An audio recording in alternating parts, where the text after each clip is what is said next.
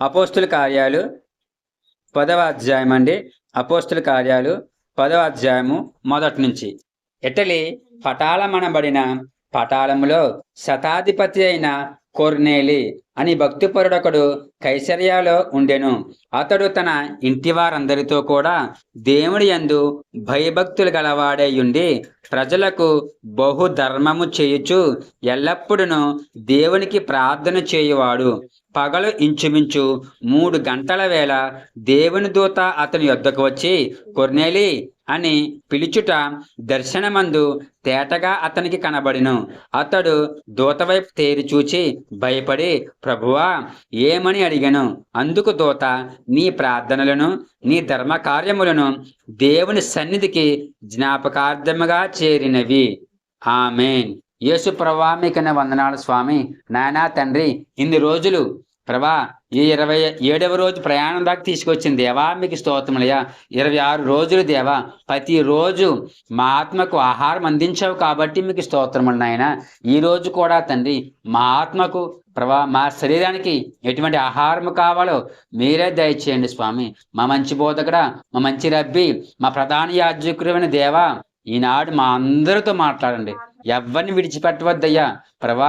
ప్రతి ఒక్క హృదయాన్ని తట్టండి, లేపండి ప్రభా. నిద్రమత్తులోను ప్రజాగ్రత్తలోను బద్ధకంలోన హృదయాలను లేపి తట్టి మీ హృదయాన్ని అందులో ప్రభా ముద్రించండి, భద్రము చేయండి.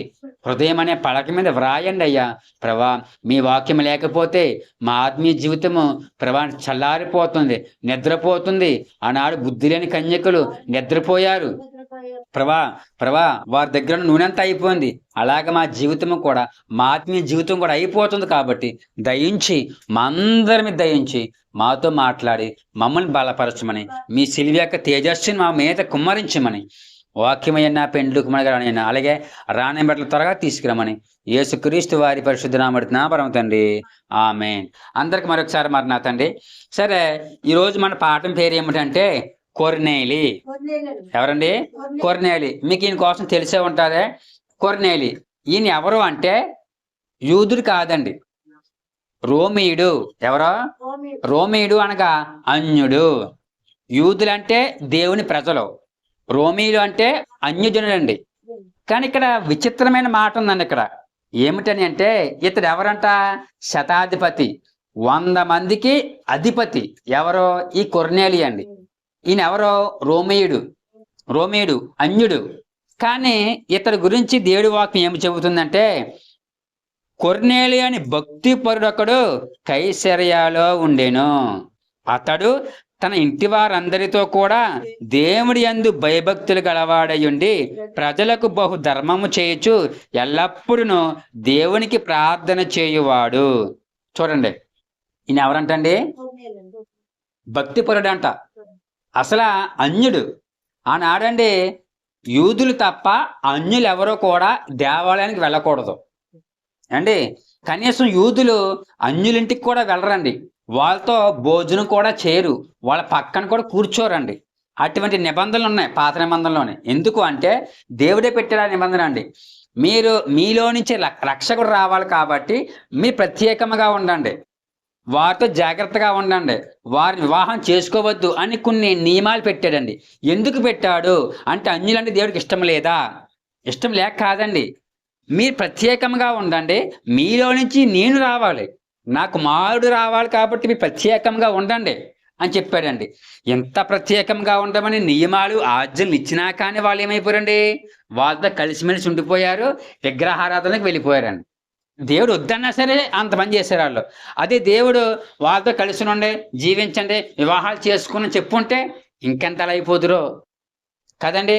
కాబట్టి అందుకు యూదులు ఏం చేసేవారంటే వాళ్ళతో భోజనం చేసేవారు కాదు, వాళ్ళ వివాహాలు చేసుకునేవారు కాదు, అన్యులు ఎవరో దేవాలయానికి వచ్చేవారు కూడా కాదండి.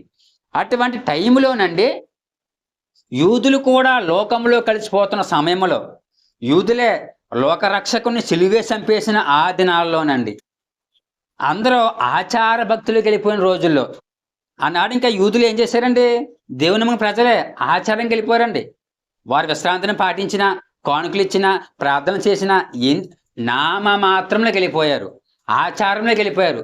మేము యూదులం కాబట్టి చెయ్యాలి, తప్పదు అని మందిరికి వెళ్ళడం. మేము యూదులం కాబట్టి ప్రార్థన చేయాలి, దేవుడికి ప్రార్థన చేయడం, కానుకలు ఇవ్వాలి కాబట్టి ఇవ్వడం. ఇలాగా ప్రతిదీ కూడా ఏమైపోయిందంటే ఆ రోజుల్లో ఆచారం అయిపోయిందండి. ఆచరణ లేదు, భక్తి లేదు, విశ్వాసం లేదు. చెయ్యాలి కాబట్టి చెయ్యాలి. ఈనాడు కూడా క్రైస్తవుల్లో మ్యాక్సిమం 100 మందిలో 90 మంది ఎలాగైపోయారంటే ఆచార భక్తి చేస్తున్నారండి. దేవుని నమ్ముకున్నాం కాబట్టి ఆదివారం చర్చికి వెళ్ళాలి, దేవుని నమ్ముకున్నాం కాబట్టి ఒక 2 నిమిషాలు ఆయన దగ్గర మోకరించి ప్రార్థన చేసుకోవాలి, దేవుని నమ్ముకున్నాం కాబట్టి ఆ సభలు పెట్టినా ఆ ఉపాస ప్రార్థనలు పెట్టినా ఏం పెట్టినా మొఖం చూపించి రావాలి. ఆ దేవుడు కాబట్టి దేవుడి పని చేస్తున్నాం కాబట్టి దేవుడు మాకు ఏమైనా చేస్తున్నాడు కాబట్టి ఆ రూపాటికెళ్ళి దేవుడికి కానుకెయ్యాలి. ఈ ధోరణికి వచ్చేసిందండి క్రైస్తవం అండి ఈరోజు. ఆనాడు యూదులు వచ్చేసారు, ఈనాడు దేవుని నమ్ముకుని ప్రజలు కూడా వచ్చేసారు. కాబట్టి ఈనాడు భక్తి ఉంది చెప్పండి ఒకసారి. భక్తి లేదండి. నిజంగా చెప్పండి ఒకసారి, ఆదివారం ఎందుకు వస్తున్నారు అని అడిగారని కూడా చాలా మంది. మీరు చర్చికి వెళ్ళి అక్కడ ఇంచుమించు ఒక 100 మంది 50 మంది ఉంటారు. మీరు బయట నిలబడి ఒక మైక్ కట్టుకుని ఎలాగా జర్నలిస్ట్ చేస్తారు కదా, విలేకరులు అడుగుతారు ప్రశ్నలు అండి, అలాగే మన మైక్ కట్టుకుని ఏ అమ్మ ఈరోజు ఆదివారం కదా చర్చికి ఎందుకు వచ్చావు అని అడిగితే ఆ ఆదివారం వస్తే దేవుడు దీవింతాడని వచ్చామండి అంటారు కొంతమంది. కొంతమంది ఆదివారం రాకపోతే మాకు ఈ వారం అంతా బాగోదండి అందుకు వచ్చామంటారు కొంతమంది. ఆదివారం ఎందుకు వచ్చామంటే దేవుడు చెప్పాడు కదండి రావాలి కదండి అని కొంతమంది. అంటే రాకపోతే బాగోదు, రాకపోతే మాకు మీ కీడు జరుగుతుందేమో, దేవుడు ఆజ్ఞనిచ్చాడు కాబట్టి రావాలి అని వస్తున్నారే తప్పండి ఎవరో కూడా దేవుని కోసం రావట్లేదు. ప్రభువా 6 దినాలు కాపాడావు, 7వ దినం నన్ను తీసుకుని వచ్చావు, నీకు కోట్ల కొలది వేలాది కోట్ల స్తోత్రములు స్తుతులు అని పాదాభి వందనాలని ఎవరు కూడా కృతజ్ఞత కలిగి దైవ భక్తి కలిగి విశ్వాసంతో ఎవరు రావట్లేదండి. రాకపోతే ఏది జరిగిపోద్ది, రాకపోతే ఈ వారం అంతా కలిసి రాదు, రాకపోతే పాస్టర్ గారు ఎందుకు రాలేదమ్మా అని గుచ్చి అడుగుతాడు, ఆయన తలపోటు మాకు ఎందుకులే అని మ్యాక్సిమం 100 మందిలో 90 మంది అలాగే వస్తున్నారండి చర్చికి. ఆచారం. దేవుడు రమ్మన్నాడు కదండి ఆదివారం మాటలు ఏం చేస్తాం, ఒక గంట సేపు వచ్చి కూర్చుని వెళ్ళిపోయామనుకోండి శుభ్రంగా ఇంటికాడ కుటుంబంతో సంతోషం గడపొచ్చండి అని కొంతమంది. ఇక్కడ భక్తి లేదు ఈరోజు అండి, భక్తి లేదు. కానీ ఆనాడు ఎలాగైతే లోకమంతా దేవుడు చూస్తే నోవాహు గారు ఒక్కడు దొరికాడండి, అలాగే ఈనాడు కూడా దేవుడు చూస్తున్నాడు. నిజముగా ఆరాధించేవారు ఉన్నారా, నిజముగా ప్రార్థన చేసేవారు ఉన్నారా? వేషధారణ ప్రార్థన ఉంది ఈరోజు. నిజమైన విచిత్రం ఏంటంటేనండి, ప్రార్థన చేయమంటుంటే నలుగురు నన్ను మెచ్చుకోవాలి అనే ప్రార్థన తప్పండి. నిజంగా అంతే ప్రభు అంటారండి, సమాజంలోను వీధుల్లోనూ అందరూ వినాలని ప్రార్థన చేయొద్దు. మీరు ఎలా చేయాలి? మీరు నీ పరలోకపు తండ్రి చూస్తున్నాడు, పరలోకపు తండ్రి వింటున్నాడు అని ప్రార్థన చేయండి అని ప్రభు చెప్పారు మత్తయి 6:6. ఈనాడు ఎవరు ఎలా చేస్తున్నారు ప్రార్థనలు అండి? పక్కవారు మెచ్చుకోవాలి, పాస్టర్ గారు మెచ్చుకోవాలి, ఇరుగు పొరుగు వారు మెచ్చుకోవాలి, ఎంత ప్రార్థనా పరుడో ఎంత ప్రార్థన పరురాలో అనుకోవాలనే భక్తి చేస్తున్నారే తప్ప నా ప్రార్థన దేవుడి సన్నిధికి వెళుతుందా, నా ప్రార్థన దేవుడిని సంతోషపరుస్తుందా, నా ప్రార్థన దేవుడికి ఇంపైన సువాసనగా ఉందా, పరిమళ ధూపమలే ఉందా అని ఎవరూ ఆలోచించట్లేదు. కానీ ఇక్కడ ఈయన చూడండి ఒకసారి, ఈయనండి ఎప్పటి వరకు కూడా అంటే ఈ వాక్యం రాసేంత వరకు కూడా ఒక్కసారి కూడా మందిరికి వెళ్ళలేదు. ఎక్కడికి వెళ్ళలేదు? మందిరికి వెళ్ళలేదు. ఎందుకంటే అన్యులు వెళ్ళకూడదు రూల్ ప్రకారం. కానీ ఇతడు చూడండి ఒకసారి, మందిరానికి వెళ్ళకపోయినా సరే ప్రార్థనాపరుడు అయ్యాడండి. ఏమయ్యాడు? దేవుడి స్తోత్రం అండి, ప్రార్థనాపరుడు అయ్యాడు. ఆయన కోసం అండి, ఆయన భక్తిపరుడు, ప్రార్థనాపరుడు, అన్ని వేళలా ప్రార్థన చేసేవాడు అంటండి. పగలు ఇంచుమించు 3 గంటల సమయం అండి. ఇక్కడ రాసిన చూడండి ఒకసారి, ఆయన పగలు ఇంచుమించు 3:10 పగలు ఇంచుమించు 3 గంటల వేళ దేవుని దూత అతని వద్దకు వచ్చిందంట అండి. చూడండి ఇక్కడ ఫోటో చూడండి ఒకసారి టీవీలోనండి. 3 గంటల టయాన్నండి మోకరించి ప్రార్థన చేస్తున్నాడు ఆయన. కరెక్ట్ గా ఎవరు వచ్చారు? దేవుని దూత వచ్చేసిందండి. ఎవరు వచ్చారు? దేవుని దూత వచ్చింది. నిజంగా మనం ప్రార్థన చేస్తే దూతలు వస్తున్నాయి ఈ రోజుల్లోనే? రావట్లేదు. పరిశుద్ధులు వస్తున్నారా? రావట్లేదు. దేవుడు దిగి వస్తున్నాడా? రావట్లేదు. చూడండి ఒకసారి, మన ప్రార్థన ఎలా అయిపోయింది అంటే ఆచారం అయిపోయింది. చెయ్యాలి కాబట్టి ఇబ్బంది వస్తే ప్రార్థన చేస్తున్నాం, కష్టం వస్తే ప్రార్థన చేస్తున్నాం. కానీ దేవునితో స్నేహం చేయాలి, దేవునితో సహవాసం చేయాలి, దేవుడి మనసును పొందుకోవాలి, దేవుని యొక్క లక్షణాలు పొందుకోవాలి, ఆయన ఇచ్చే వరాలు పొందుకోవాలి, ఫలాలు పొందుకోవాలి, నేను క్రీస్తులాగా మారిపోవాలి, నా తండ్రిలా మారిపోవాలి, నా తండ్రితో నేను సహవాసం స్నేహము చెయ్యాలి అని ఎవరు ప్రార్థన చేయట్లేదండి. ఈనాడు ప్రార్థన చేస్తున్నారు ఎందుకు అంటే అవసరాల కోసము, కష్టాల కోసము, కోరికల కోసము. అంతేనండి, అంతే. కానీ దేవునితో సహవాసం చేయాలి, దేవునితో స్నేహం చేయాలి, దేవుణ్ణి హత్తుకోవాలి, దేవుణ్ణి కౌగిలించుకోవాలి, దేవునిలో నుంచి ఆయన మనస్సును పొందుకోవాలని ఎవరు ప్రార్థన చేయట్లేదు. కానీ ఇతరులో ఉన్న గొప్ప లక్షణం అండి, నిజంగా ఈయన కోసం చదువుతుంటే నాకు తెలిసిందండి, చర్చికి వెళ్ళలేదు అసలు. అయినప్పుడు చర్చికి వెళ్ళలేదు, అటువంటిది ప్రార్థనాపరుడు అయిపోయాడు. ఎలాగా? వాళ్ళు వీళ్ళు చెబితే విని ప్రార్థనాపరుడు అయిపోయాడండి. ఈరోజు చాలా మంది చర్చికి వచ్చి ప్రార్థన చేతం రాదు అంటున్నారు. ఎంతకాలం దేవుని నమ్ముకున్నావమ్మా, ఎంతకాలం దేవుని నమ్ముకున్నావయ్యా అంటే 10 సంవత్సరాలు అయిందండి, 5 సంవత్సరాలు అయిందండి. అయిందా? సరే ప్రార్థన చేయి, ప్రార్థన రాదండి. పాట పాడు, పాట పాడటం రాదండి. సరే 10 మందిలో దేవుడికి చేసిన కార్యం ఉంది కదా, సాక్ష్యం చెప్పు. నాకు సిగ్గండి, నాకు భయం అండి, నాకు మొహమాటం అండి, నాకేం రాదండి బాబు అంటున్నారు. చర్చికి వచ్చి మందిరంకి వచ్చి క్రైస్తవులండి. కానీ ఆ కొర్నేలి గారండి ఎక్కడికే వెళ్ళలేదు, కానీ ప్రార్థనాపరుడు అయ్యాడు. ఎంత ప్రార్థనాపరుడు అయ్యాడంటే అక్కడ అధ్యాయంలో చూడండి ఒకసారి, 4వ వచనం. అతడు దూత వైపు తేరి చూచి భయపడి, ప్రభువా ఏమని అడిగాను.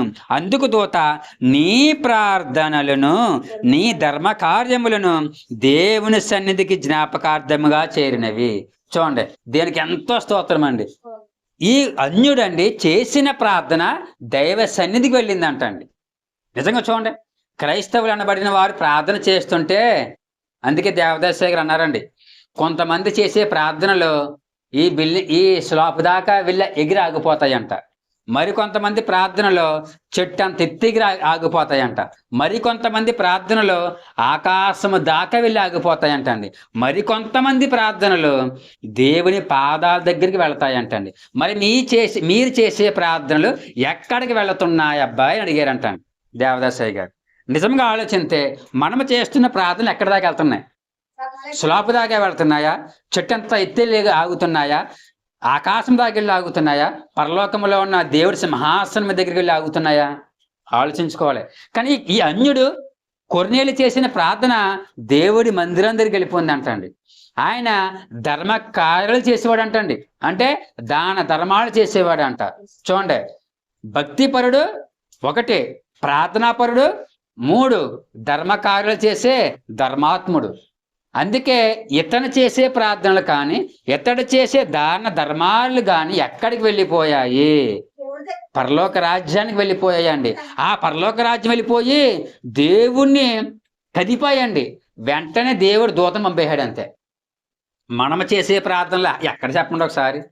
సాధు సుందర్ సింగ్ గారండి, ఆయన సువార్త చేస్తున్నప్పుడు టిబెట్ దేశంలో పట్టుకుని కొట్టి, ఎవరి రాజ్యానికి ఇక్కడ రమ్మన్నదే, మా దేశంలో సువార్త నిషిద్ధము, మా రాజు ఆజ్ఞది అని అడిగితే ఆయన అన్నాడంటండి, మీ రాజు ఆజ్ఞ కాదు, ఇది నా రాజు ఆజ్ఞ, సమస్తమునకు రాజు అయిన యేసుక్రీస్తు ఆజ్ఞ, సర్వ సృష్టికి వెళ్ళి సువార్త ప్రకటించండి అని చెప్పాడు నా రాజు.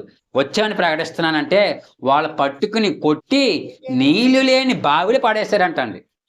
ఆ బావిలో అంతకుముందే అనేకులు చనిపోయి కుళ్ళు కంపు కొడుతున్నాయంట, ఎముకలు ఉన్నాయంట అండి, పురుగులు పట్టేసి ఉన్నాయంట. ఆ రాత్రి కాలంలో అంటే ఎంత భయపడ్డాడు ఆయన, ఎంత బాధపడ్డాడో, ఆ వాసన తట్టుకోలేక అయ్యో అయ్యో ఎంతో బాధపడ్డాడంటండి. అటువంటి టైంలో ఆయనకి క్రీస్తు యొక్క సిలువ గుర్తొచ్చిందంట. సిలువ ధ్యానం మొదలు పెట్టాడండి. ఎక్కడా? పాడుగోతులో, ఆ ఎముకలు ఉన్న గోతులో, కుళ్ళు కుతంత్రం ఉన్న ఆ గోతులో మోకరించి సిలువ ధ్యానం చేశాడంటండి. ఈనాడు మన విశ్వాసం ఎలా ఉందంటే, చాలా మంది అండి చర్చి బాగోపోతే రారు. ఈనాడు అండి చర్చికి రావాలంటే పెద్ద బిల్డింగ్ అయి ఉండాలి, రంగులు ఉండాలి, లైటింగ్లు ఉండాలి, కుర్చీలు ఉండాలి, పెద్ద తెర ఉండాలి, బోల్డ్ హంగులు ఆర్బాటలు అన్నీ ఉండాలి, అప్పుడే చర్చికి వస్తారు. ఒకరోజు వస్తారు, బాగోలేదు అనుకోండి, అబ్బాయి కుర్చీ లేవు, ఏముందో ఏం లేదు అని వెళ్ళిపోతారండి. కనీసం మోకరించరు అక్కడ. అంటే నాకు ఆత్మ రావట్లేదు అక్కడ. అంటే ఎప్పుడు వస్తుంది ఆత్మ రావడం అంటే? పెద్ద బిల్డింగ్ ఉండాలి, పెద్ద జనం ఉండాలి, పెద్ద పాస్టర్ గారు ఉండాలి, పెద్ద ఆర్భాటం, హంగు ఆర్భాటం ఉండాలి. అప్పుడు నువ్వు మోకరించి ప్రార్థన చేస్తావు. అంటే మనం మోకరించి ప్రార్థన చేయాలంటే ఇన్ని ఉండాలి. శిలువ ధ్యానం చేయాలంటే ఇన్ని ఉండాలి. కానీ సాధు సుందర్ సింగ్ గారు ఎక్కడ మోకరించారు? కుళ్ళు గోతులు మోకరించాడండి. మనమా మోకరించలేకపోతున్నాం. వెంటనే దేవుడు తన దూతను పంపేశాడండి అక్కడికి. దూతను పంపి ఆ బావికి మూత వేసి తాళం వేసేసారంటండి వాళ్ళు. ఒకప్పుడు అలా ఉండి బావులండి, మూతేసి తాళం వేసుకునేలా ఉండి బావులండి కొన్ని బావులు. దేవదూత వచ్చి తాళము తీసి కిందకి తాడు వేచి పైకి లాగిందంటండి. దేవుని స్తోత్రం అండి. అటువంటి ప్రార్థనలు నేను ఉన్నాయా? సాధు సుందర్ సింగ్ ఎవరో సిక్కులండి, ఆయన క్రైస్తవుడు కాదు, సిక్కు మతంతో వచ్చాడు. ఆయన జీవించినంత దేవుళ్ళలోకి మారిన తర్వాత కూడా ఎటువంటి బట్టలు కట్టుకున్నాడంటే కాషాయ వస్త్రాలు వేసుకున్నాడండి ఆయన. ఏ వస్త్రాలు? కాషాయ వస్త్రాలు. మన వాళ్ళు కాషాయ వస్త్రం చూస్తేనే ఈయన చూస్తారండి. ఆయన జీవితాంతం అదే, నేను క్రైస్తవ సన్యాసిని అన్నాడు. ఆయన వివాహం చేసుకోలేదు, అనేక గ్రామాలు దేశాలు తిరిగాడు, సువార్త ప్రకటించి రక్తము కారుతున్న పాదములు గల అపోస్తులుడు. మన దేశ అపోస్తులుడు ఎవరంటే సాధు సుందర్ సింగ్ గారు అండి. ఆయన టిబెట్ దేశము ప్రతి దేశం నడుస్తూ వెళ్ళిపోయాడండి. ఆయన మన దేశం కూడా నడుస్తూ స్వార్థ చేసేసాడండి. అన్ని చోట్ల తిరిగాడండి. ఆయన దేవునితో సహవాసం, ఆయన ప్రార్థన చేసి దేవుడు దిగొచ్చేవాడు అంటండి. అందుకే ఆయన ప్రార్థన చేసినప్పుడు దేవుడే వస్తే ఆయన కింద కూర్చుని బండ మీద ఆయన యేసుప్రభువుని కూర్చోబెట్టాడంట. ఆయన మనం ప్రార్థన చేస్తే దేవుడు దిగొస్తున్నాడా? దెయ్యాలు దిగొస్తున్నాయి.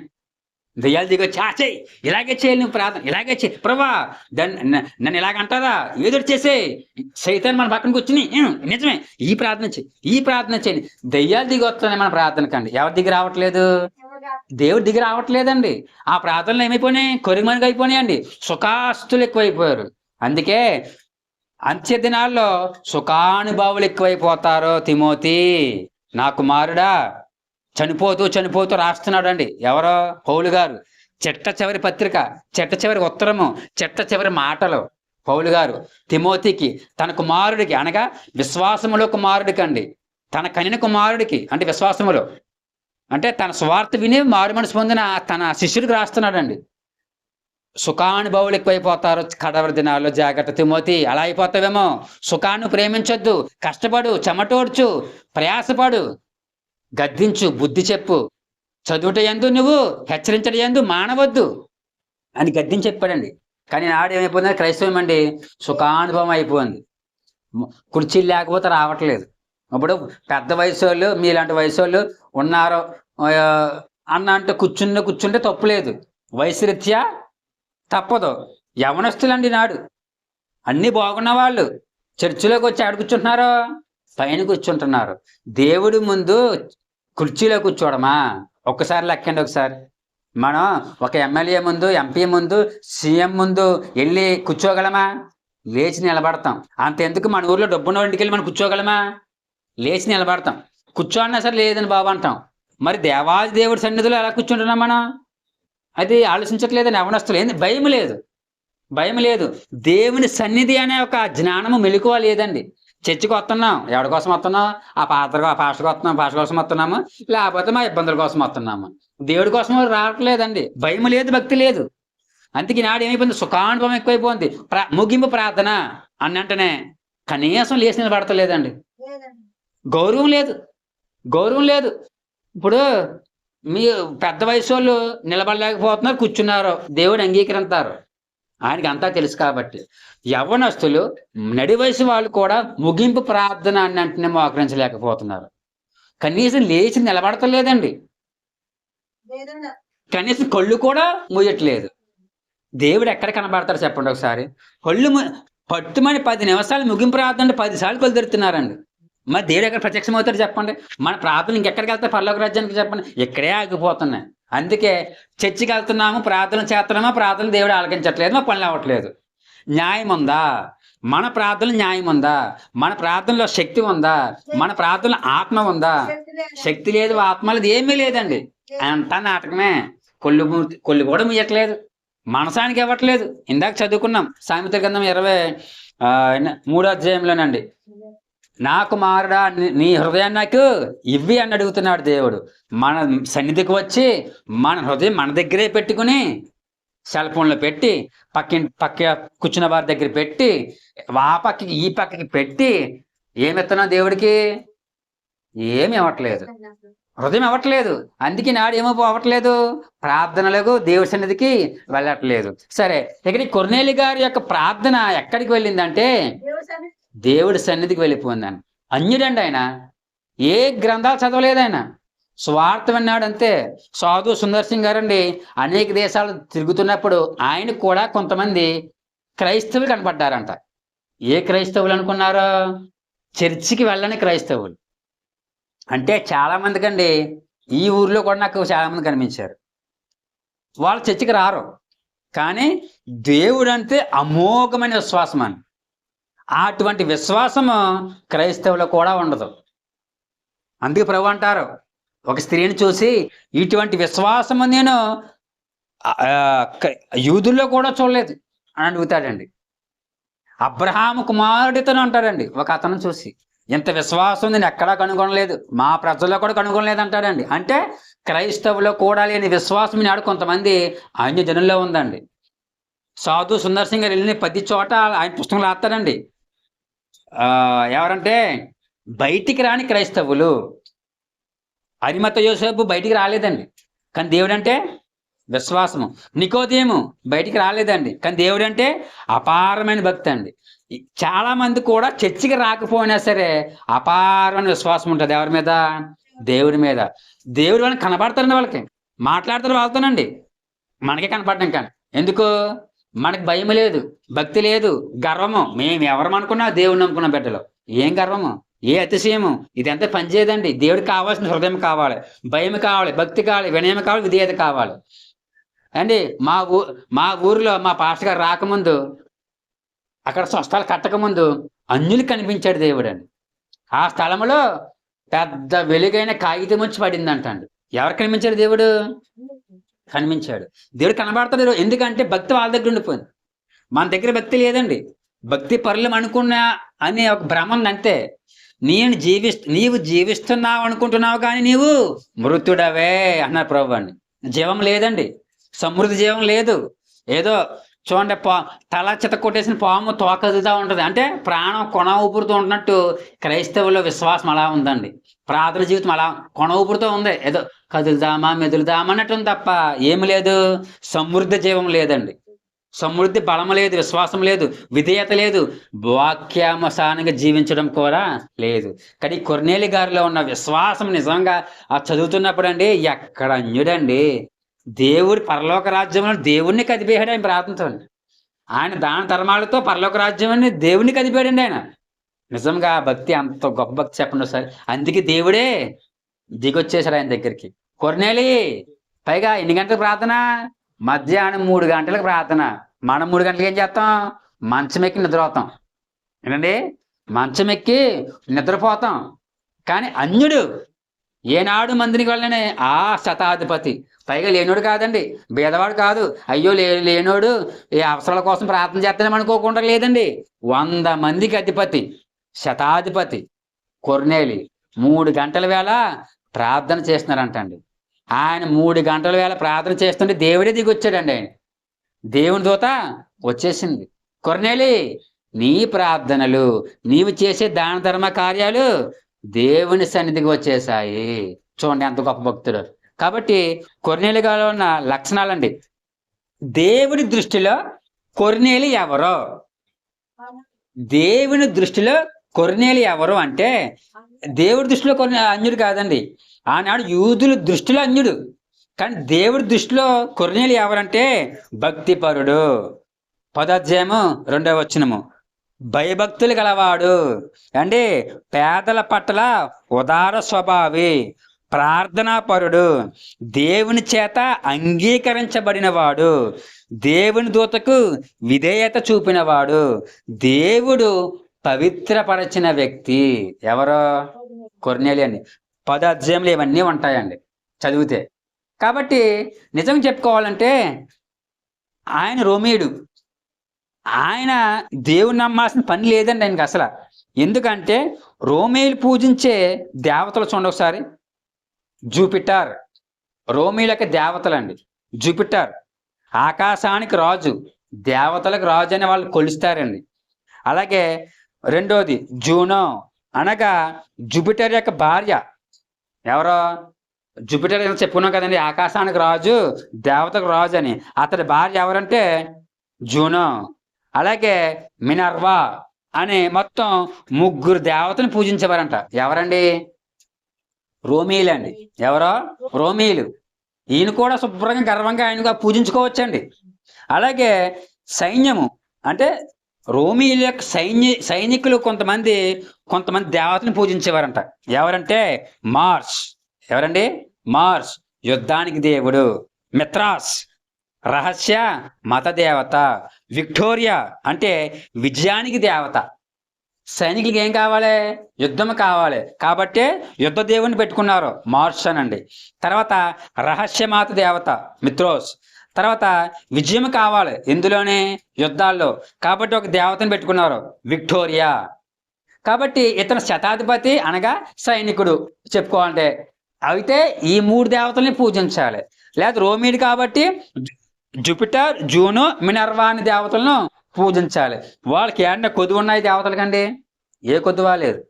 హ్యాపీగా పూజలు పునస్కారాలు చేసుకోవచ్చు, బలి అర్పించుకోవచ్చు అండి.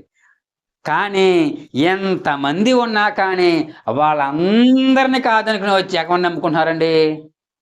దేవుని నమ్ముకుంటున్నారండి. ఎంత గొప్పవాడు చెప్పండి ఒకసారి. చర్చికి రాని ఎవరని తెలుసు, వాళ్ళతో కూర్చుని భోంచేరని తెలుసు, అన్నీ తెలిసినా కూడా ఆయన ఎవరు నమ్ముకున్నాడు? దేవుని నమ్ముకున్నాడు. ఈనాడు చర్చికి వస్తే పక్క వాళ్ళు మాట్లాడిపోతే మానేస్తారు ప్రార్థన. అంటే పట్టించుకోవట్లేదు ఎవరినానండి అంటారు. పాస్టర్ గారు వాళ్ళ ఇంటికి వెళ్ళకపోతే మానేస్తారు ప్రార్థన. పక్కింటికి వచ్చాడండి పాస్టర్ గారు, మా ఇంటికి రాలేదండి అంటే ఆ డబ్బు ఉన్న వాళ్ళు మేము డబ్బులు కదండి రామండి అంటారు. ఏమమ్మా నీకు పాస్టర్ గారు అవసరమా? పాస్టర్ గారిని ఇంటికి రాకపోతే నువ్వు పల్లరాజు వెళ్తాం ఆగిపోతావా? దేవుడు మీ ఇంటికి రావడం మానేస్తాడా? కార్యాలు చేస్తా మానేస్తాడా? పాస్టర్ గారు నీకేంటి? పాస్టర్ గారు 100 పనులు ఉంటాయి. నువ్వు వెళ్ళిపోతాను పాస్టర్ గారి ఇంటికి ఈ రోజుని వెళ్ళాం. పాస్టర్ గారు పక్కింటి వాళ్ళ ఇంటికి వెళ్ళిపోతే నీకు బాధ వచ్చేది మనకి. నువ్వు ఏదైనా పాస్టర్ ఇంటికి వెళ్తావా? అయ్యో పాస్టర్ గారు ఏం చేస్తున్నారు అని కుశలం అడిగావా? ఈనాడైనా సరే మనం వెళ్ళి అడగమండి. మనం కనీసం చెప్తున్నాను మనలో మాట, కూర వండుకుంటే పక్కింటి వాళ్ళకి అట్టుకెళ్ళి ఇస్తాం. ఏనాడైనా సరే అయ్యి బాబోయ్ మా పాస్టర్ గారు నా కోసం ప్రార్థన చేస్తున్నారు కదని ఏనాడైనా చిన్న కూర అట్టుకెళ్ళిస్తామా? ఆయనకి ఏంటి బోళ్ళు వచ్చేస్తాయి. బోళ్ళు వస్తే నీకు పక్కెట్టు. నీ మనసు ఎలా ఉంది? మా పాస్టర్ గారండి మా కోసం ఎంత ప్రార్థన చేసేస్తాడో అయ్యి బాబు బోల్డ్ అంటాం. ప్రేమ ఏది? పక్కింటి వాళ్ళని వెట్టుకెళ్ళి కూర ఇచ్చావు కదా, ఏనాడైనా కూర ఇట్టుకెళ్ళి ఇచ్చావా? అట్టుకెళ్ళావు. ఏవమ్మా ఎలా ఉన్నారని అడిగేవా? చర్చికి వచ్చినప్పుడు కనబడి మాట్లాడతామే, పాస్టర్ గారు పాస్టర్ గారు అని ఏం చేస్తా అంటమే. ఏనాడే నీ అంతటి నువ్వు వెళ్ళి పాస్టర్ గారికి వెళ్ళావా? వెళ్ళాం. కుశలం అడిగావా? అడగం. కష్టం వచ్చినప్పుడు మనం ఉంటామా? ఉండం. కానీ పాస్టర్ గారు మన ఇంటికి వచ్చేయాలి, పాస్టర్ గారి కుటుంబం అంతా మన ఇంటికి వచ్చేయాలి. అక్కడెక్కడికి వెళ్తే అంతేలే పాస్టర్ గారు డబ్బు ఉన్నోడే కావాలి, వాళ్ళు బోళ్ళు అనకాల బోళ్ళు జనం ఉన్నారు, వాళ్ళందరూ చర్చికి రాస్తారు కాబట్టి వెళ్తున్నారు పాస్టర్ గారు అంటున్నారండి. కానీ ఇక్కడ చూడండి ఒకసారి, పాస్టర్ గారు పాటలు నాకు అవకాశం ఇవ్వలేదు నేను రాను అంటారు. ప్రార్థన ఎప్పుడు ఆచరణ చేస్తున్నారు పాస్టర్ గారు మేము రాము అంటారండి. లేకపోతే భోజనం పెడుతున్నప్పుడు మొక్కలు చుట్టింటున్నారు మేము రాము చర్చికి అంటారండి. బోల్డ్ ఉన్నాయండి సంఘంలోనండి. అంటే కానుకలు వాళ్ళు ఎక్కువ ఇచ్చారు కాబట్టి పాస్టర్ గారు వాళ్ళ పేరు చెప్తారు, మా పేరు చెప్పరు మీరు రాము అంటారు. ఇక్కడ ఇన్ని రకాలుగా చర్చికి మాన్యతగా చూస్తున్నారు. కానీ కొర్నేలి గారు ఏనాడు చర్చికి వెళ్ళలేదే, ఏనాడు ఏమి చేయలేదు. కానీ ఎవరు కావాలనికి? మరి మనకెవరు కావాలి? సంఘస్థులు కావాలి, పాస్టర్ గారు కావాలి. దేవుడు అవసరం లేదు. పాస్టర్ గారు వచ్చారా, ఆయన ఎప్పుడు వస్తాడో 7 గంటల ప్రార్థన అంటాడా, 8ంటికి వస్తాడు, 8ంటికి వస్తాడా, 8ంటికి వెళ్తానే మనం. అది అంటే మన ఎవరి కోసం వస్తున్నామండి? దేవుడు 7 గంటలకు వచ్చి కూర్చున్నాడు ఇక్కడ అంటే మనకి ఎవరు కావాలి? అందరూ వెళ్ళిపోతారా? అందరూ వెళ్ళరే. 9 దాకా ఎవరు వెళ్ళరు. పాటలు పాడుతూ ఉంటారు, ప్రార్థన చేస్తూ ఉంటారు. 9ంటికి అందరూ జాయిన్ అవుతారు. 9ంటికి అప్పుడు వెళ్తాంలే అంటే మనకి ఎవరు కావాలి? సంఘస్థులు కావాలి. ఎవరు అవసరం లేదు మనకి, దేవుడు అవసరం లేదు. మరి దేవుడు మనకి ఎలా చేస్తారు పని చెప్పండి ఒకసారి. రేపు పొద్దున్న పరలోక రాజుని ఎవరు తీసుకెళ్తారు? దేవుడు తీసుకెళ్తాడు. ఇబ్బంది వచ్చింది ఎవరు తప్పింతారు? దేవుడు తప్పింతాడు. మనుషులు తప్పించలేరండి. సేవకుడు ప్రార్థన చేయగలడు, సంఘం ప్రార్థన చేయగలదు, కానీ పని చేసేవారు ఎవరో? దేవుడే. పాస్టర్ అంటే మనకి ఏముండాలి? గౌరవం ఉండాలండి. సంఘం అంటే ప్రేమ ఉండాలి. కానీ దేవుణ్ణి పక్కన పెట్టేసేంత ప్రేమ కానీ, అనురాగాలు కానీ, గౌరవాలు కానీ ఉండకూడదండి. మొదట ఎవరో? దేవుడే. కాబట్టి మనం ఎవరి కోసం రావాలి? ఎందుకండి? దేవుడి కోసం రావాలి, అంతే. పాస్టర్ గారిని పట్టించుకోకపోయినా సరే మీరు మానకూడదు. పాస్టర్ గారిని అసలు నువ్వంటూ ఉన్నావని అయ్యగారు గుర్తించకపోయినా సరే నీకు అవసరం లేదు. నీకు ఎవరు కావాలి? దేవుడు కావాలండి. దేవుడు కావాలి. ఒక రోజు అంటండి, ఎవరంటే పాల్ యాంగిచో గారని గొప్ప భక్తిపరుడు, ఆయన ప్రార్థనాపరుడు. ప్రపంచంలో పెద్ద సంఘం ఎవరిదంటే ఆయనదే. 10 లక్షల మంది సంఘం అంది ఆయనకి. దక్షిణ కొరియా అయింది. దక్షిణ కొరియా దేశం అండి ఆయన. అప్పుడు వాళ్ళ ఫ్రెండ్ పాస్టర్ అంటండి. ఆ పాస్టర్ గారు అండి, పాస్టర్ గారు అయినప్పుడు ఒకరోజు ప్రార్థన చేసుకున్నాడు. ఆ పాస్టర్ గారు చేసుకుంటుంటే పరలోక రాజుని తీసుకెళ్ళండి దేవుడు అంటాడు. అడగలేరు? ప్రార్థనలోనే పరలోక రాజుని తీసుకెళ్ళాడంట. తీసుకెళ్ళిన తర్వాత దేవదూతలు అవన్నీ చూపించినాయంటండి. పరలోక రాజ్యాన్ని చూస్తున్నాడో సంతోషపడుతున్నాడో. కరెక్ట్గానే పెద్ద దగదగా మెరిచిపోయి బిల్డింగ్ అనిపించిందంట పరలోక రాజ్యంలో. అబ్బా ఎంత బాగుందో! మనం కూడా చూడండి, పెద్ద బిల్డింగ్ ఉంటే ఎవరిదరా బాబు అంటాం కదా. పరలోక రాజులు పెద్ద బిల్డింగ్ కనబడితే వెళ్ళి ఎవరిదండి అడిగాడు దేవదూతల్ని. రండి తీసుకెళ్తానన్నాడంట. తీసుకెళ్ళి చూపిస్తే ఎవరో ఒక ముసలావిడ ఉందంట అందులోని. ఎవరావిడ? ఇంతకేనే ఆ చర్చకొచ్చే ఆవిడంట. చనిపోయిందంట. ఎక్కడికి వెళ్ళిపోయింది? పరలోక రాజ్యం వెళ్ళిపోయింది. అబ్బా మా చర్చకొచ్చే ఒక ముసలావిడదే నేను ఏనాడు పట్టించుకోలేదు. ఎందుకంటే పాస్టర్ల కంటే మమ్మల్ని చెప్తున్నానండి, ముసలి వాళ్ళు ఏం ఉపయోగం ఉండదు. ఎందుకంటే పరిగెత్తుకుని పని చేయలేరు, పాటలు పాడలేరు, ఓ సువార్త చెప్పలేరు, తక్కువని 10 రూపాయలు తీసి ఇవ్వలేరు. ఎవరో ముసలోళ్ళు. ఉన్నమాట చెప్తున్నానండి, నిజమే కదా. యవనస్తులు కావాలి. కాబట్టి ముసలోళ్ళని ఏం చేస్తారండి? సేవలోనే కాదండి, ఉద్యోగాలు కూడా, కుటుంబాలు కూడా, ప్రతి చోట కూడా పక్కన పెట్టేది ఎవరినే? ముసలోళ్ళని పెడతారు. కానీ దేవుడికి వయసు సంబంధం లేదు మనం చెప్పానండి. దేవుడి వయసు సంబంధం లేదండి. ఇక్కడ ఆయన అనుకోండంట, నేను ఏనాడని గుర్తించలేదు, మా చర్చి కొత్తదని నాకు చూతం తెలుస్తున్నా ఏం లేదు, ఈవిడికి ఎంత బిల్డింగ్ ఉందంటే పరలోక రాజ్యంలో, నేను పాస్టర్ని, నాకెంత పెద్ద బిల్డింగ్ ఉంటుందో, నా బిల్డింగ్ చూపించు అడిగినాడు దేవదూతను. తీసుకెళ్ళి చూపిస్తే స్లాప్ కూడా వేయలేదంటండి, అటువంటి బిల్డింగ్ ఉందంట. ఏంటిది ఎవరిదే అంటే మీదే అన్నాడు.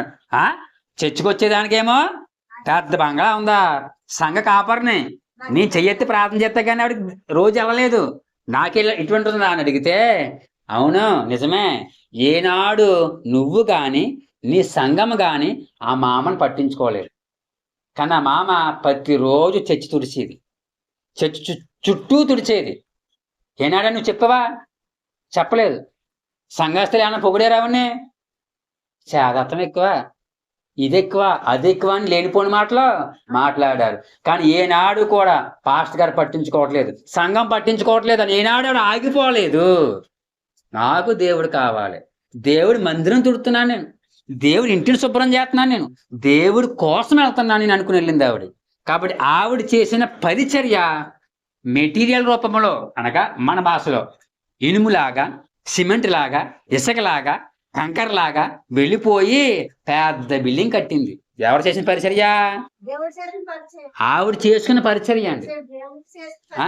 దేవుడు చేసిన పరిచర్య. ఈనాడు ఎవరి కోసం చేస్తున్నారు పరిచర్య? పాస్టర్ గారి కోసం చేస్తున్నారు. ఇదంతా చేస్తే పాస్టర్ గారు 10 మందిలో నా పేరు చెప్తారని చేస్తున్నారు. అది కానుక అట్టుకెళ్ళి ఇస్తే ఎంతమందికి పాస్టర్ గారు కానుక ఇచ్చారని ప్రకటిస్తారు. ఎవరి కోసం ఇది ఎంతానండి? పాస్టర్ గారి కోసం ఆ భక్తి అంతానే. ఎవరి కోసం చేయాలి? మనం సంఘం కోసం చేయాలా? సమాజం కోసం చేయాలా? దేవుడి కోసం చేయాలండి. దేవుడు నీ కోసం వస్తే నీవు దేవుడి కోసం రావడం మానేసి వాళ్ళ కోసం వీళ్ళ కోసం వస్తుంటే ఎక్కడ దేవుడు దిగి వస్తాడు? ఈనాడు క్రైస్తవం ఏమైపోయింది? మనుషుల్ని పట్టుకుంది ఎంతకేనండి. అయ్యగారు, సంఘం, సంఘ పెద్దలు. మరి దేవుడు ఎవరికి కావాలి? దేవుడు ఎవరికి కావాలండి? దేవుడు ఎవరికి అవసరం లేదు. కానీ కొర్నేలి గారి భక్తి ఉండోసారి సంఘస్థులు అవసరం లేదు, ఆయనకి సంఘ పెద్దలు అవసరం లేదు, సేవకులు అవసరం లేదు అంటే అంటే అప్పుడు లేదు వాళ్ళకి, చర్చికి వెళ్ళే అవకాశమే లేదండి. కానీ ఆయన ఏం చేయాలి చెప్పండి ఒకసారి? భక్తి చేశాడు. ఏం చేశాడు? భక్తి చేశాడండి.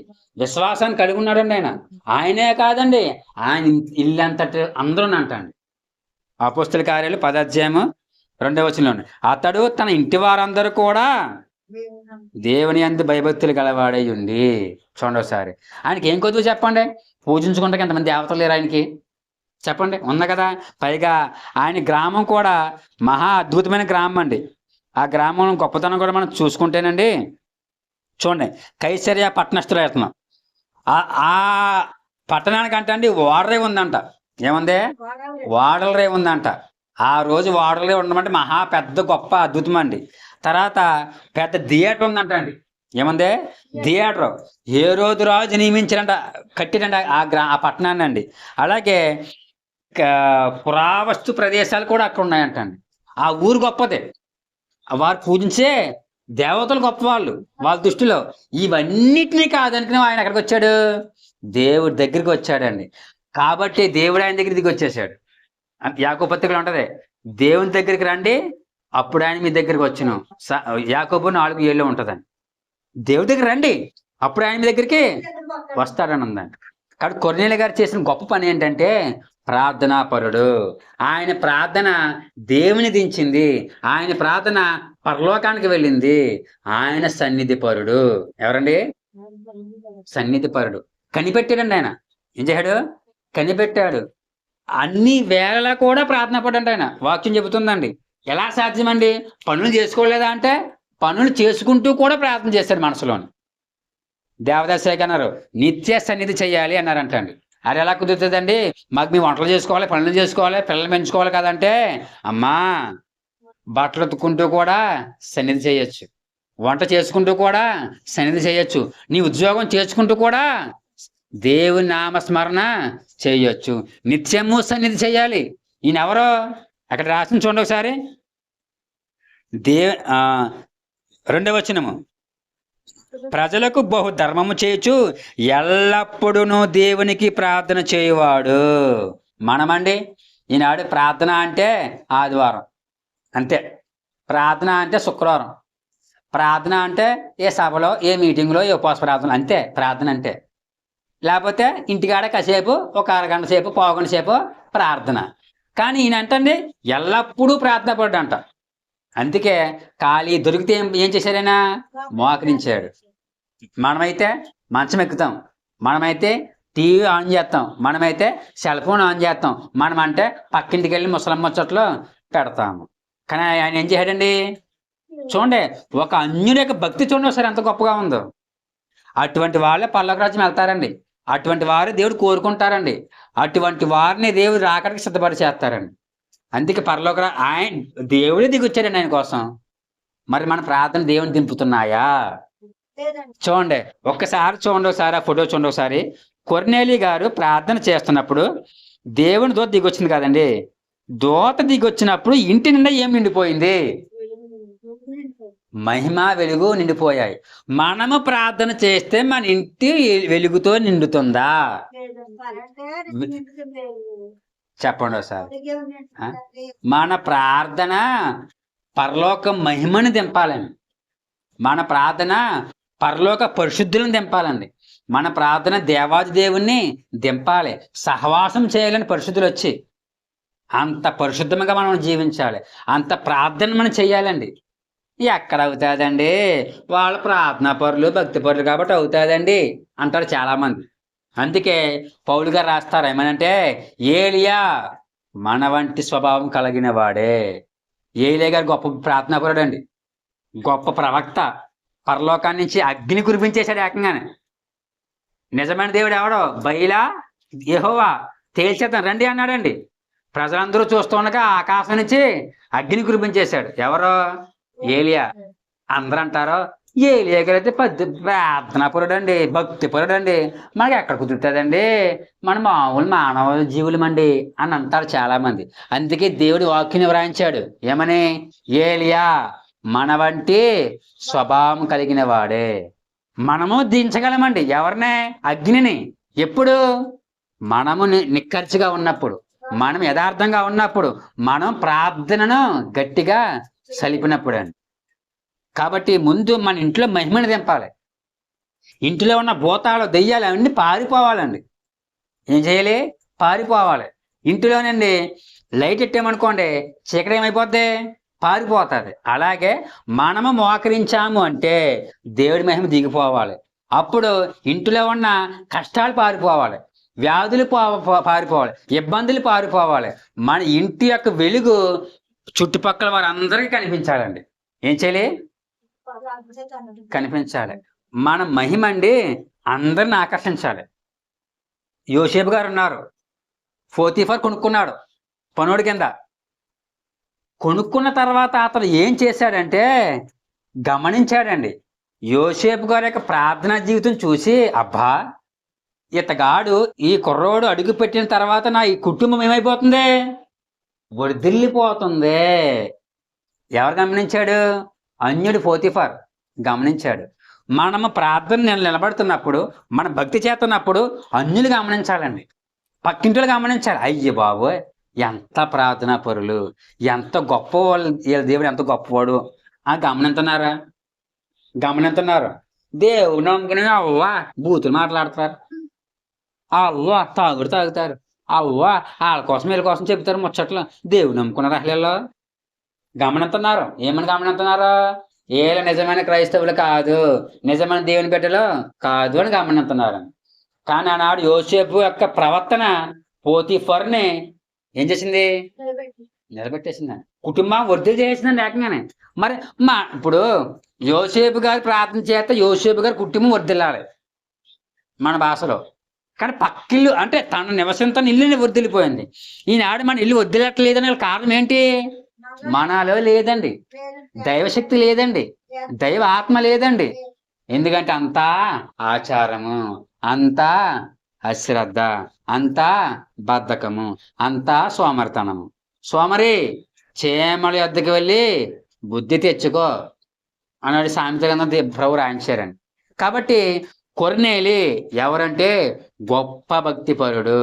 ఎంత భక్తిపరుడు అంటేనండి, ఇతడి భక్తి వల్ల పేతురు గారు మారారండి. ఎవరో పేతురు గారికి ఆలోచన విధానం మారిపోయింది. ఎలాగనుకున్నారో చూపించాను రెండోసారి. ఇక్కడ దేవదూత వచ్చింది కొర్నేలి గారితో అంటదండి, ఏమనంటే 10వ అధ్యాయం చూడండి ఒకసారి, 5వ వచనము. ఇప్పుడు నీవు యొప్పేకు మనుషులను పంపి పేతురు అను మారు పేరు గల సీమోనును పిలిపించుము. ఇక్కడ యేసుప్రభుగా చనిపోయారు, పరలోకరాజ్యం వెళ్ళిపోయారండి. శిష్యులు సువార్త ప్రకటిస్తున్నారు. పేతురు గారు యొప్పే ప్రదేశానికి వెళ్ళాడంటండి. ఇప్పుడు దేవదూత వచ్చి, కొర్నేలి యొప్పేకి యేసుప్రభు శిష్యుడు వచ్చాడు పేతురు, ఆయన దగ్గరికి మనుషులను పంపి మీ ఇంటికి రమ్మని చెప్పు అని చెప్పి పంపమంటాడు మనుషులనండి. వీళ్ళు ఏం చేస్తారంటే 3 వ్యక్తులనండి, 2 పనివారినే ప్లస్ ఇతని నిజంగా గొప్ప మాట ఏంటంటేనండి 7వ వచనమండి, అతనితో మాట్లాడిన దూత వెళ్ళిన పిమ్మట అతడు తన ఇంటి పనివారిలో 2 తన యొద్ద ఎల్లప్పుడూ కనిపెట్టుకొని ఉండేవారిలో భక్తి పరుడగు ఒక సైనికుని పిలిచి. నిజంగా మనం చెప్పుకున్నాం, అబ్రహాం గారి యొక్క ప్రార్థనా జీవితము తన పనివారిని ప్రార్థనాపరుగా మార్చింది, ఎలియాజర్ని. చివరికి తన ఒంటిని కూడా ప్రార్థనాపరులుగా మార్చినాయండి. ఎవరి జీవితము? అబ్రహాం గారి జీవితం. అలాగే ఈ కొర్నేలి గారి యొక్క జీవితం ప్రార్థన జీవితం అండి పనివారిని మార్చిందండి. తన సైనికుడు ఏమైపోయాడంట? భక్తిపరుడు అయిపోయాడంట. మన ప్రార్థన మన ఇంట్లో వాళ్ళు మార్చలేకపోతుంది, మన భక్తి జీవితం, మన విశ్వాసము, మన మాదిరి బిడ్డలు మార్చలేకపోతుంది. అంటే ఏమైపోయింది? ఆచారము ఏమైపోయిందండి? ఆచారం అయిపోయింది అనుకోవచ్చు. ఎక్కడ చేయగలమండి అనుకోవచ్చు. దేవుడికి వయసుతో సంబంధం లేదు, చదువుతో సంబంధం లేదు, నీ యాస భాషతో సంబంధం లేదు, నీ రూపంతో సంబంధం లేదు. దేనితో సంబంధం? దేవుడికి నీ హృదయంతో సంబంధం. అంతే. ఈనాడు హృదయం ఇవ్వట్లేదు కాబట్టి ఏం అవ్వట్లేదండి, ఆత్మ దిగి రావట్లేదు, మహిమ దిగి రావట్లేదు. కారణం ఏంటంటే హృదయం ఇవ్వట్లేదు అంతే. ఆచారం ఇస్తున్నా దేవుడికి, ఆచారం ఆచారం ఆచారం. ఈ ఆచారం అయిపోతుంది ఈ భూలోకంలోనే, పరలోకరాజ్యం తీసుకెళ్తండి, మహిమను చూపించదు, ఆత్మను దింపదు, మనుషులను ఆకర్షించదండి. కాబట్టి ఇక్కడండి భక్తి పరుడకు ఒక సైనికుని పిలిచి మొత్తం 3 వ్యక్తుల్ని పంపేశాడు. ఎక్కడికండి? యొప్పేకి. ఈయనున్న కైసరియాకి యొప్పేకి 36 మైళ్ళు అంటండి. ఎన్ని మైళ్ళు? 36 మైళ్ళు. మైలు అనగా కిలోమీటర్న్నర. చాలా దూరం. ఏంటండి? 36 మైళ్ళు అంటే ఇంచుమించు ఎన్ని కిలోమీటర్లు? ఒక 50 కిలోమీటర్లు వేసుకోండి, 60 కిలోమీటర్లు వేసుకోండి. 60 కిలోమీటర్ల దూరం పంపేశాడండి. ఎవరి కోసం? దేవుడు చెప్పిన పని కోసం, పేతురు గారి కోసం అండి. ఆ పేతురు గారు కూడా ఏం చేశారంట? మిద్దెకి ప్రార్థన చేస్తున్నాడంట. ఆకలేసేస్తున్నాడు పక్క నుంచి. ఆకలేసి చూస్తే ఆ ఇంట్లో వాళ్ళు, మరి ఇంటికి ఇప్పుడు చుట్టాలు వస్తే ఇంట్లో దిగిన తర్వాత మనం భోజనం పెడతాం కదా, అయ్యో లేట్ అయిపోతున్నాం ఆపేతలు పెడతాం కదండి. పేతురు గారు సీమోనుడికి వచ్చారు అండి. అక్కడ ఈయన ప్రార్థన చేసుకుంటున్నాడంట. ఎక్కడ కాయలు లేదంట ఇంట్లో. మిద్ది మీద వెళ్ళిపోయాడంట, ప్రార్థన చేస్తున్నాడంట. కిందకి దిగి చూశాడంట. ఏం చేస్తుండల్లో? వండుతున్నారంట. సిద్ధపాటు చేస్తున్నారని చెప్పేసి మిద్దెక్కేసి ప్రార్థన చేస్తున్నాడు. ఎలా ప్రార్థన చేస్తున్నాడో? ఆకలితో ప్రార్థన చేస్తున్నాడంట. అప్పుడు దేవుడు అండి ఆయన ఒక దర్శనం చూపిస్తాడు. ఎవరికే? కాదండి, పేతురుకు చూపిస్తాడు దేవుడు అని. చూడండి ఒకసారి. పరలోకము నుంచి 4 చెంగులు గల ఒక పాత్ర దిగిందండి భూమి మీదకి అండి. అందులోనే చతుష్పాద జంతువులను నిషిద్ధమైన జంతువులన్నీ ఉన్నాయంట అండి ఆ పాత్రలో. ప్రభు అన్నారంట, పేతురు అవన్నీ తిని అన్నారంట. ప్రభువా, నేను యూదుడను, అపవిత్రమైనవి నిషిద్ధమైనవి ఎన్నడూ ముట్టలేదు నేను. ఏంటంటే ఆయన భక్తి చూడండి ఒకసారి. యూదులు కానీ దేవుడికి నియమాలు ఇచ్చాడు, ఏమి తినాలి ఏమి తినకూడదు. కాబట్టి ఎప్పటి వరకు ప్రభా నిషిద్ధమైనది ఏది కూడా నేను ముట్టుకోలేదు, అవి నేను తిన్న ప్రభా అన్నాడంట. ప్రభు అంటారు, పేతురు అలా అనొద్దు. దేవుడు పవిత్రపరిచిన వాటిని అపవిత్రములు నిషిద్ధము అనుకో. ఏంటండి? దేవుడు పవిత్రపరిచాడండి ఇవన్నీ అంటండి. అలాగా 3 సార్లు వచ్చిందండి దర్శనం అండి. ఎన్నిసార్లు? 3 సార్లు వచ్చిందంట. తిను అని పరలోకం వెళ్ళిపోయిందంట పాత్ర అంటండి. ఈయనకి దర్శనం ప్రార్థన ముగించేసుకున్నాడంట. కూర్చుని కాల్సిందంట. ఏంటి దర్శనము? అవన్నీ నిషిద్ధమైనవి, నేను పవిత్రపరిచాను కదా, తిను అంటున్నాడేంటి? ఈ భావం ఏంటి అని బుర్రపీకేసుకున్నాడు. ఎవరో? పేతురు గారు. కరెక్ట్గా ఎవరో వచ్చి డోర్ కొట్టారంట. ఎవరని బయటకు తస్తే, ఇక్కడ మీ ఇంట్లోని పేతురు గారు వచ్చారంట కదండి అని అడిగారంట ఇంటి యజమాని. వచ్చాడంటే కరెక్ట్గా ఈయన వచ్చాడు పేతురు గారు. నేనే పేతురుని. ఎందుకు వచ్చారంటే, మా గురువు గారు, మా యజమాని కొర్నేలి గారు పంపారండి. కొర్నేలియా ఎవరో? రోమేడండి. రోమేడా? అన్యుడు. ఎవరో? అన్యుడింటికి వెళ్తారా యూదులు? వెళ్ళరు. అన్యుడి కూడా భోజనం చేస్తారా? చేయరు. అప్పుడు అర్థమైందండి ఎవరికే? పేతురికి. ఓహో, నేను ఎంతకాలము నిషిద్ధము అనుకున్న అన్యులు కూడా దేవుడు పవిత్రపరిచాడు అనమాట. అయ్యి బాబో, యేసుక్రీస్తు యూదులకు మాత్రమే దేవుడు అనుకున్నాను నేను, కానీ యేసుక్రీస్తు అందరికీ ప్రభువు అన్నమాట అండి. ఎవరన్నారా మాట? పేతురు గారు. నేను యూదుని కాబట్టి, మా గురువు గారు యేసుప్రభు యూదులే కాబట్టి, ఆయన మా మధ్య సేవ చేశాడు కాబట్టి యూదులకు మాత్రమే దేవుడు అనుకున్నాను ఇంతకాలం. కానీ ఆయన ఎవరికి దేవుడు? యేసుక్రీస్తు అందరికీ ప్రభువు. చూసారా? కొర్నేలి గారి యొక్క భక్తి ఎవరికి జ్ఞానం రప్పించిందండి? యేసుక్రీస్తు శిష్యుడికే జ్ఞానం రప్పించేలా చేసింది. ఎవరి భక్తి? ఒక అన్యుడి భక్తి అండి. మన భక్తో ఎలా ఉంది చెప్పండి? పక్కన మన తోటి విశ్వాసాన్ని కదిలించలేకపోతుంది మన భక్తి అండి. మన ప్రార్థన తోటి క్రైస్తవుని కదిలించలేకపోతుంది మన ప్రార్థన అండి. కానీ కొర్నేలి భక్తి అండి చూడండి ఎంత గొప్పదో. అప్పుడు వాళ్ళ ఇంటికి వెళ్తాడు. వినాలి ఒకసారి. ఎవరింటికి వెళ్తాడండి పేతురు గారు? కొర్నేలి గారి ఇంటికి వెళ్తాడండి. ఇంటికి వెళ్ళిన తర్వాత అప్పుడు అంటాడండి వాళ్ళతో, నేను ఎంతవరకు అన్యులకు యేసుప్రభు దేవుడు కాదు అనుకున్నాను. అసలు యేసుప్రభు ఎవరండి?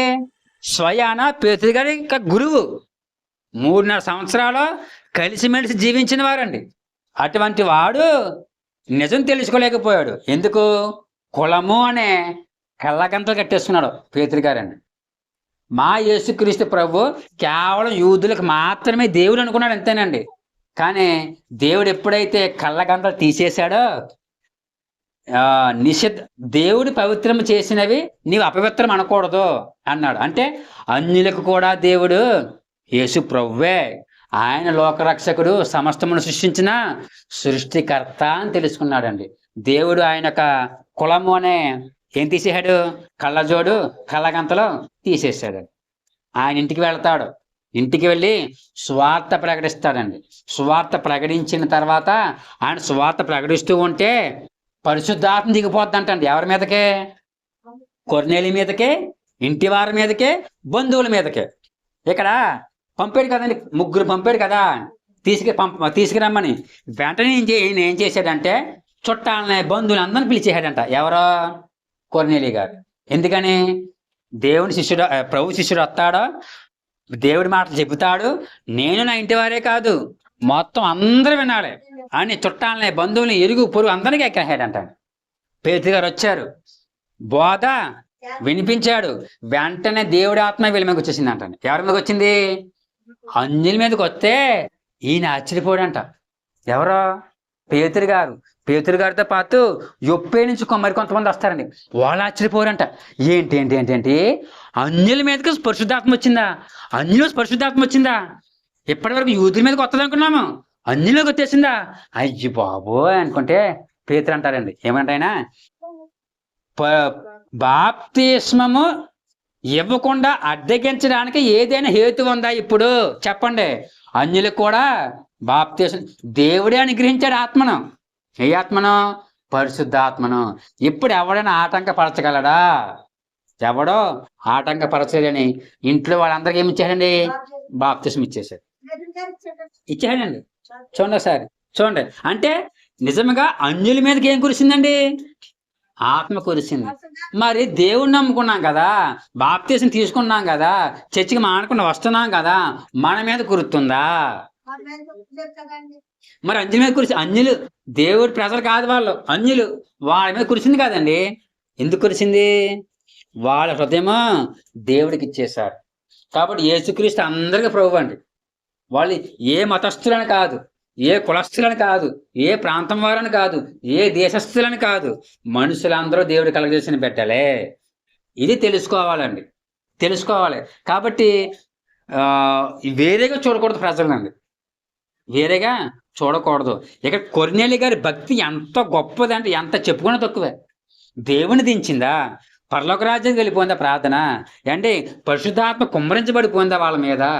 చుట్టాలని, బంధువులు అందరిని పిలిచాడా సువార్త వినడానికి? 3 గంటల, మధ్యాహ్నం 3 గంటల మోకరించి ప్రార్థన చేశాడా? ఎల్ల వేళలా ప్రార్థన పడని బిరుదు పొందాడా? దేవుడే అంటున్నాడు, కొర్నేలి నీ ప్రార్థన, నీవు చేసే దాన ధర్మాలు పరలోక రాజ్యం వచ్చేసేయండి. కాబట్టి మన ప్రార్థన ఎక్కడికి వెళ్ళాలండి?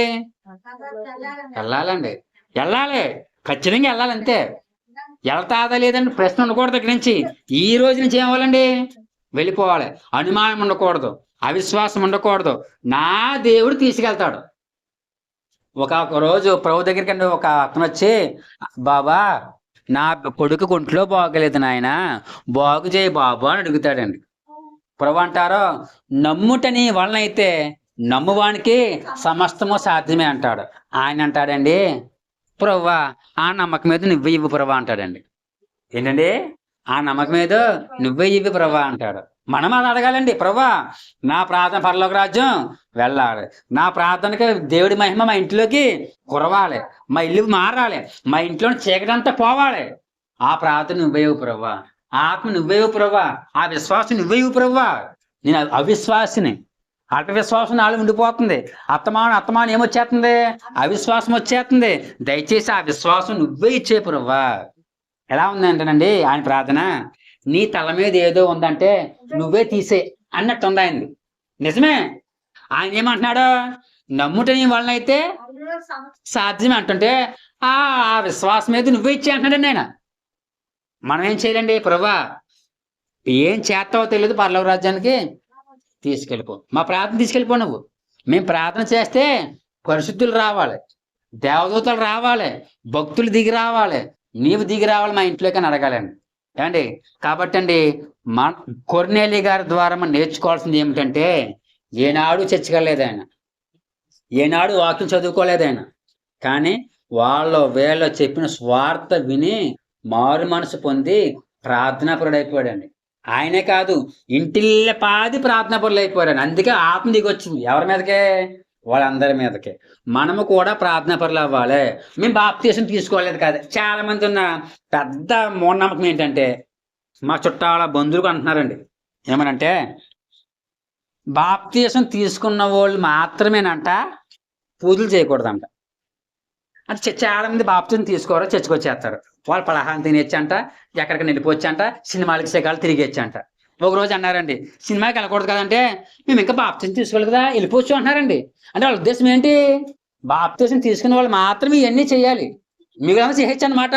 మరి ఏం బాప్తీసం తీసుకున్నాయినా కొన్నెల్లి గారు చర్చికి వెళ్ళలేదు ఏనాడుని, కానీ ఏమైపోయినా ప్రార్థనాపరుడు. కాబట్టి బాప్తీసం అండి రావాలి, నమ్మాలి, విశ్వసించాలి, బాప్తీసం తీసుకోవాలి. ఇంకా బాప్తీసం తీసుకున్నంత కాలం మనం నచ్చినట్టు జీవించవచ్చు అని కాదండి అక్కడ విచిత్రం. మీ హృదయం ఇచ్చేయాలి దేవుడికి ముందు. బాప్తీసం తర్వాత, ముందు మీ హృదయం ఇచ్చేయాలండి. అంతేగాని బాప్తీసం తీసుకోలేదు కదా, సినిమాకి వెళ్ళిపోవచ్చు, శిఖాలకు వెళ్ళిపోవచ్చు, అవి చేయొచ్చు, ఇవి చేయొచ్చు అంటే బాప్తీసం తీసుకుంటే మాత్రమే నీతిగా ఉండాలి. బాప్తీసం తీసుకోకపోతే ఎలా పడితే అలాగా? అంటే చర్చికి ఎంతకాలం వచ్చినా కానీ నువ్వు బాప్తీసం తీసుకోవో, ఎలా పడితే జీవించేస్తావా? చాలా మంది మా బంధువులు అదే అంటారండి. ఎందుకండి అంటే, మా ఆవిడ ఇంకా బాప్తీసం తీసుకోలేదు, పర్లేదులే నేను తీసుకున్నాను కదా, నేను చేయకూడదు అంటారండి. అంటే దేవుడు ఎలా చెప్పాడా? మరి నేను ఎవరో చర్చికి వెళ్ళాడు, నేనైనా సరే వెళ్ళలేదు కదా, మరి ఎందుకు నిక్కచ్చిగా ఉన్నాడు? హృదయం ఇచ్చేశాడు.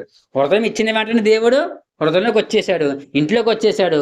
తర్వాత బాప్తీసం ఇచ్చే సేవకుని రప్పించాడు ఇంటికి. అప్పుడు బాప్తీసం తీసేసుకున్నారు.